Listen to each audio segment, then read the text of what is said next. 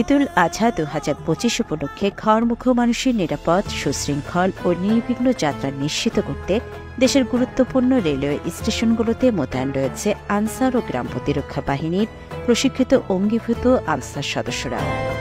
প্রতি বছর ঈদ মৌসুমে মানুষের দুর্ভোগের একটি বড় অংশ থাকে রেলযাত্রা। টিকিট সংগ্রহে ভোগান্তি, মাত্রাতিরিক্ত ভিড়, অনাকাঙ্ক্ষিত পরিস্থিতির মুখোমুখি হওয়া সহ চুরি বা ছিনতাইয়ের মতো ঘটনা।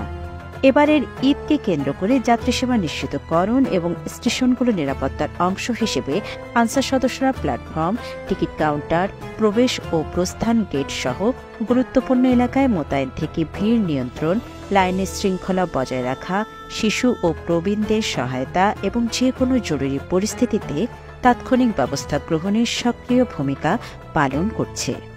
যাত্রীদের সেবা দেওয়ার জন্য ঈদে ঘরমুখো মানুষের ট্রেনে যাতে সঠিকভাবে যাইতে পারে তার জন্য আমরা আনসার বাহিনী সঠিকভাবে সার্বক্ষণিক দায়িত্ব পালন করে যাচ্ছি। যাত্রী যাতে সঠিকভাবে তারা ট্রেনে যাইতে পারে, তারা যদি ট্রেনের নাম না বলে আমরা কাউন্টার থেকে দেখে বা আমরা স্ক্যানে দেখে তাদেরকে সঠিক তথ্য দিচ্ছি এবং আমাদের ছুটি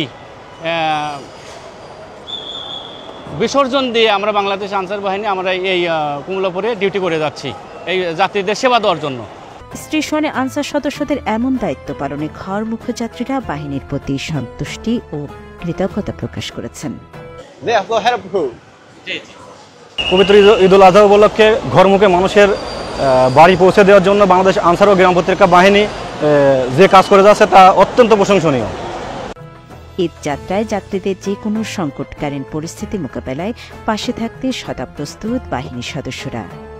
এই উদ্যোগের মাধ্যমে ঈদের ট্রেন ভ্রমণকে নিরাপদ ও স্বাচ্ছন্দ্যময় করতে আনসার ও গ্রাম প্রতিরক্ষা বাহিনী অঙ্গীকারবদ্ধ। বাংলাদেশ আনসার ও গ্রাম প্রতিরক্ষা বাহিনী সামাজিক নিরাপত্তা ও উন্নয়নের অঙ্গীকার।